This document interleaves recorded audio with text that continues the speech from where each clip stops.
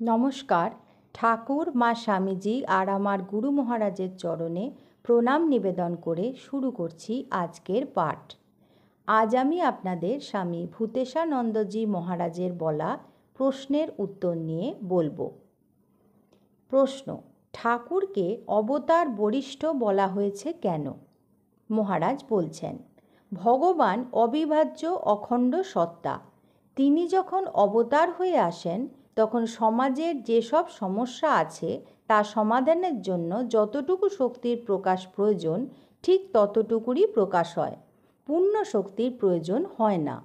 ঠাকুর যখন এসেছিলেন তখন সমাজে জটিল সমস্যা অনেক বেশি ছিল।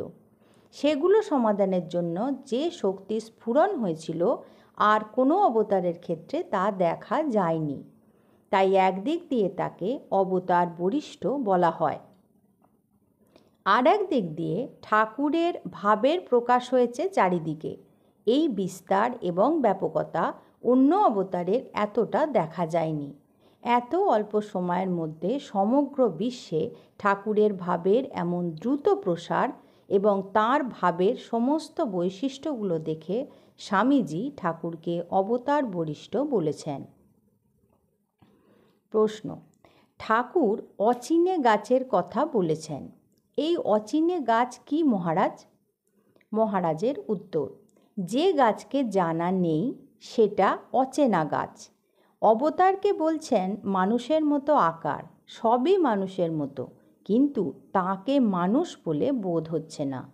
অবতারকে মানুষ চিনতে পারে না, মানুষের বুদ্ধি অত দূর যায়ও না, তাই ঠাকুর বলেছেন অচিনে গাছ। প্রশ্ন: ঠাকুর বলেছেন ব্রহ্ম সত্য, জগৎ মিথ্যা। এটি কোন দৃষ্টিতে বলেছেন? মহারাজের উত্তর: জগৎটা জগৎরূপে সত্য নয়, ব্রহ্মরূপে সত্য। প্রশ্ন: ঠাকুর বলতেন সরল হলেই ভগবান লাভ হয়। কি করে সরল হওয়া যায় মহারাজ, আমাদের একটু বলুন। মহারাজ বলছেন, কপটতা করো না, তাহলেই সরল হতে পারবে।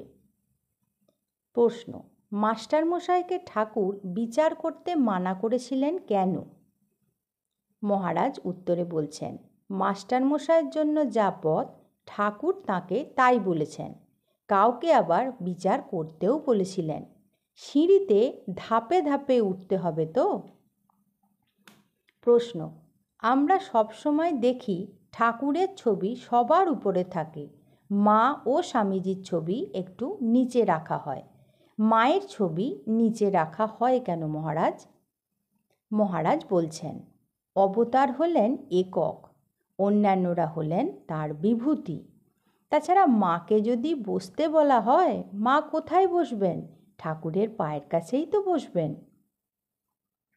প্রশ্ন: ঠাকুর এক জায়গায় বলেছেন, আমার ভিতর থেকে একজন বেরোলো, আমার সঙ্গে খেলা করলো। এর মানে কি মহারাজ? মহারাজ বলছেন, এক তিনি বহু রূপে আছেন, এইটি তার মানে। প্রশ্ন: ঠাকুর বলেছেন যে আমার চিন্তা করে, যে আমার চিন্তা করে সে আমার ঐশ্বর্য পায়। এখানে চিন্তা বলতে তিনি কি বুঝিয়েছেন মহারাজ? মহারাজ উত্তরে বলছেন, ইষ্ট বুদ্ধিতে তিনি ভগবান, এই বুদ্ধিতে তাকে ভাবতে হবে। কতটা সময় সেটা নয়, কতখানি মন দিতে পেরেছ সেটি বিবেচ্য। প্রশ্ন: ঠাকুর কেন টাকা মাটি, মাটি টাকা বলেছেন? মহারাজ উত্তরে বলছেন, এ রহস্য। আসামে অসমীয়া ভাষায় মাটি মানে জমি, তখন তার দাম আছে। টাকা মাটি, মাটি টাকা মানে মাটির যেরম মূল্য নেই, টাকারও তেমনি মূল্য নেই। আমরা যেরম বলি না, টাকাগুলো সব মাটি হয়ে গেল, মানে বাজে খরচ বোঝাতে আমরা এরকমই বলি। এখানে মাটি মানে মূল্যহীন। প্রশ্ন: ঠাকুর বলছেন মনে ভাবা নয়, সামনে এসে দাঁড়িয়ে বলবেন তবে জানবি ঠিক। এর মানে কি মহারাজ? মহারাজ আমাদের বলছেন, এর মানে প্রত্যক্ষ অনুভব করা, তাকে প্রত্যক্ষভাবে অনুভব করতে হবে। প্রশ্ন, ঠাকুর বলছেন চৈতন্য হোক, এ কথা কেন বললেন মহারাজ?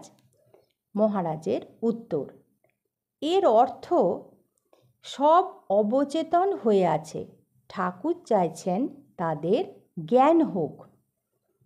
তোমাদের কি আর বলি, আশীর্বাদ করি তোমাদের চৈতন্য হোক।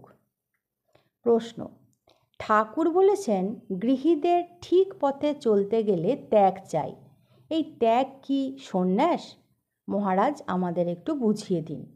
মহারাজ সুন্দরভাবে বলছেন, সন্ন্যাস মানে সর্বত্যাগ, বাইরে ও মনে। গৃহীদের বাসনা ত্যাগ হলেই ঈশ্বর দর্শন হতে পারে, বাহ্য ত্যাগের প্রয়োজন নেই। ঠাকুর একথা বহুবার বলেছেন। গৃহীরা মাঝে মাঝে নির্জনে গিয়ে সাধন ভজন করে ভক্তি লাভ করে মনে ত্যাগ করবে, সন্ন্যাসীরা বাইরে ত্যাগ মনে ত্যাগ দুই করবে। প্রশ্ন, তাহলে সর্বত্যাগ করতে হবে না তো মহারাজ? মহারাজের উত্তর, কারোর ওপর যদি অপরের দায়িত্ব থাকে তবে সেই দায়িত্ব সে পালন করবে, তাদের জন্য ঠাকুর বলেছেন মনে ত্যাগ। তারপর আর এক দলের কথা বলেছেন, যারা ভগবানের জন্য পাগল তাদের জন্য কোনো কর্তব্য নেই, তবে পাগল সাজলে হবে না, মন থেকে পাগল হতে হবে।